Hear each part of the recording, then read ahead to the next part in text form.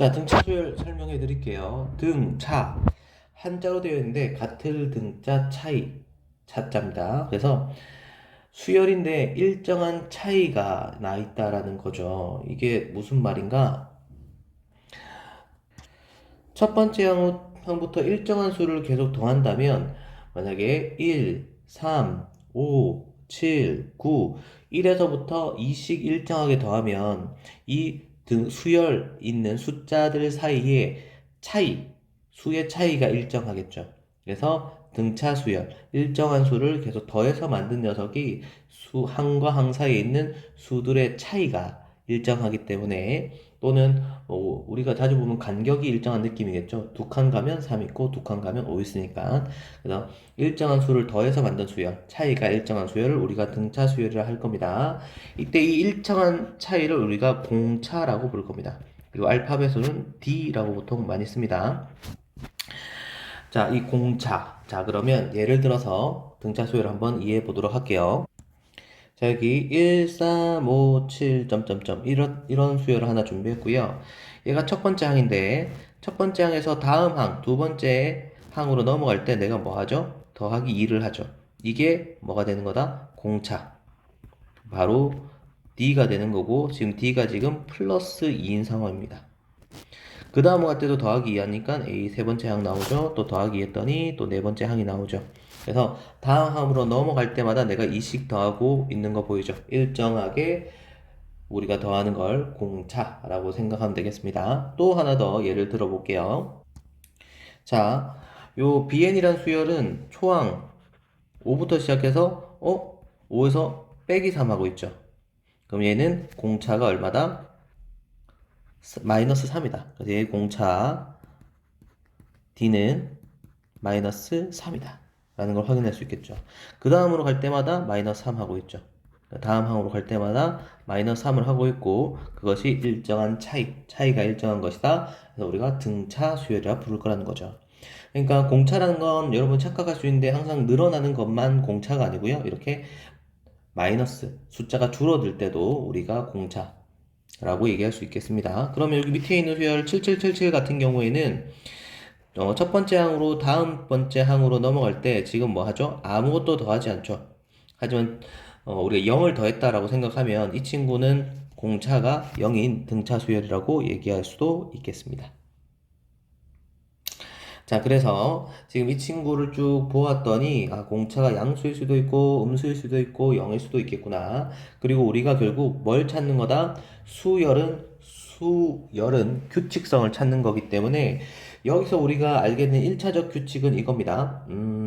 등차 수열은 항과 항 사이의 관계를 나타낼 수 있는데 a n 플러스 1 요 녀석을 쌤이 다음 항이라 할게요. 요 다음 항으로 가기 위해서 이 n 플러스 1 전항 an 그래서 전항 바로 n의 다음 항으로 가기 위해서는 n 플러스 1의 전항인 an 항에다가 플러스 뭘 하면 된다? d를 하면 다음 항이 나오게 된다. 그러니까 여기 만약에 이 친구 첫 번째 예를 가지고 말씀을 드리면 A2 두 번째 항은 A1항에서 뭐야? D를 한 번 더 한 것이다.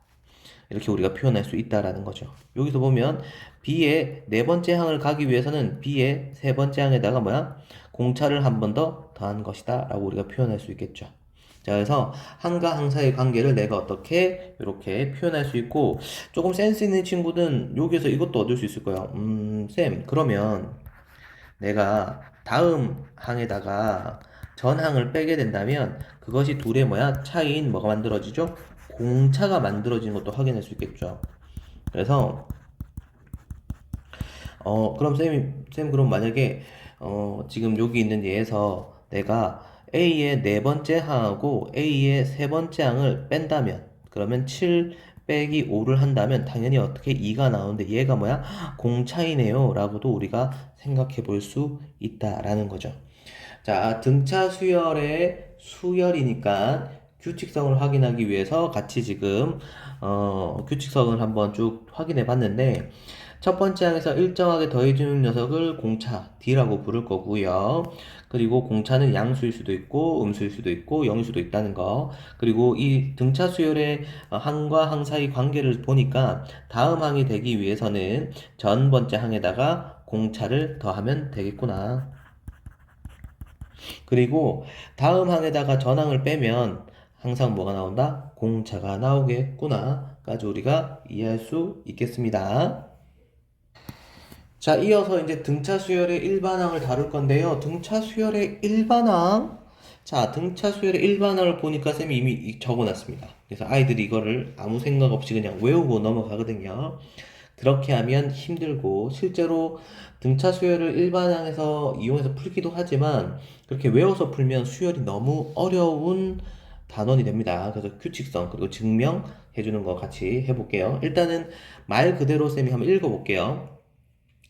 n번째 A의 n번째 항은 A라는 수열의 n번째 항은 첫 번째 항에다가 더하면 돼. 뭘 더해? 공차를 몇 번?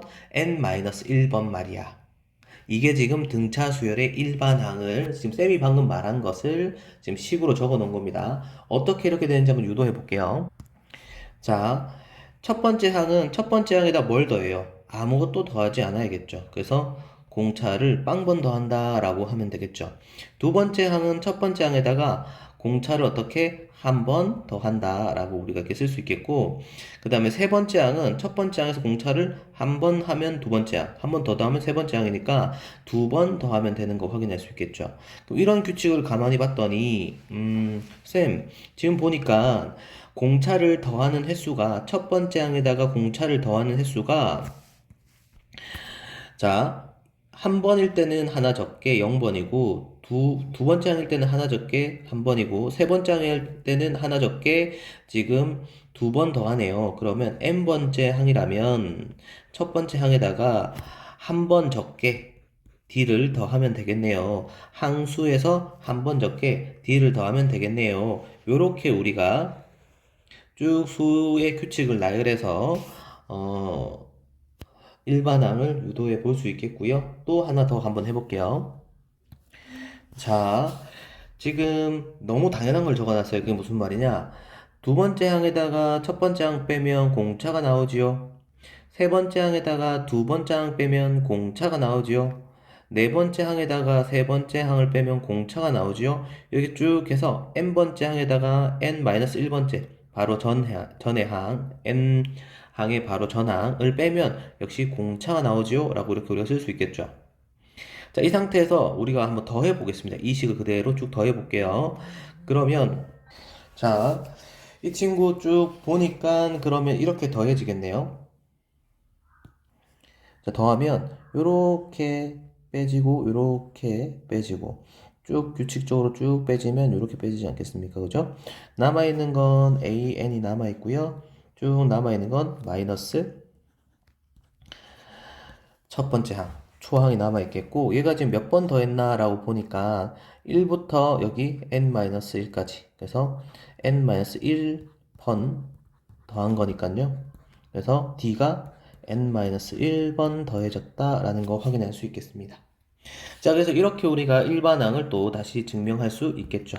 그런데 일반항을 증명한다고 이렇게 한번 만들어 보았더니 어서 어디서 좀 이렇게 다시 볼 수 있지 않을까라고 식을 다시 한번 정리 한번 해볼게요.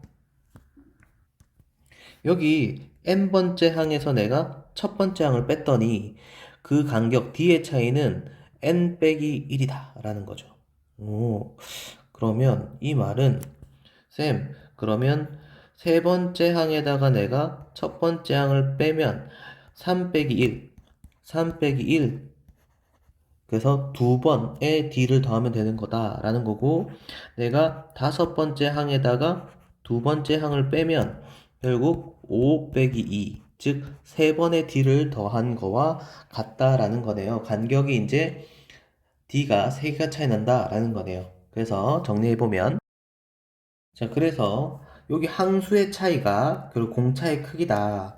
내가 n번째 항에서 l번째 항, 이 둘을 빼면 등차 수열에서는 그 공차의 크기가 m-l이다. 이렇게 다섯 번째 항에다가 내가 두 번째 항을 빼면 그것이 5 빼기 2, 이 세 개가 바로 공차를 더한 횟수가 되는 거다. 공차의 크기가 3D다 라고 우리가 얘기할 수 있다는 겁니다. 자, 그러면 수열은 결국 아까 여기 다룬 것처럼 지금 항 사이의 관계를 나타내는 거죠. 그러니까 첫 번째 항, 두 번째 항, 세 번째 항, 네 번째 항, 다섯 번째 항 이런 식으로 쭉 수열이 나아갈 때 내가 첫 번째 항에다가 뭐를 더하면 d를 두 번 더하면 세 번째 항이 가는 것이고 두 번째 항에다가 d를 두 번 더하면 네 번째 항에 가는 것이고 내가 첫 번째 항에다가 d를 몇 번 더하면 네 번 더하면 다섯 번째 항에 도착할 것이다. 이런 식으로 우리가 이해할 수 있다는 겁니다. 그래서 등차 수열의 일반항 이거 무식하게 그냥 적용하기보다는 이 등차 수열의 일반항을 이렇게 증명할 수도 있고 그리고 결국 식을 얘를 살짝 이항해서 이 친구를 살짝 이항해서 봤더니 그것이 결국 항과 항 사이의 차이가 결국 공차의 크기가 된다라는 걸로 이해할 수 있는 거죠. 그러면 선생님 이 말이란 겁니까? 만약에 100항에서 내가 50항을 빼면 이 돌 사이의 간격 D의 크기는 100-50 곱하기 D란 얘기입니까? 맞아요. 그 말입니다. 그래서 50D. 그러니까 A 50번째 항에서 D를 50번 더하면 A 100번째 항이 나온다. 이 얘기를 지금 하고 있는 거고요. 등차 수열의 일반항 이렇게 이용해 줄 겁니다. 자, 등차 수열의 일반항을 이제 전개해서 등차 수열의 일반항의 성질까지 정리해 볼게요.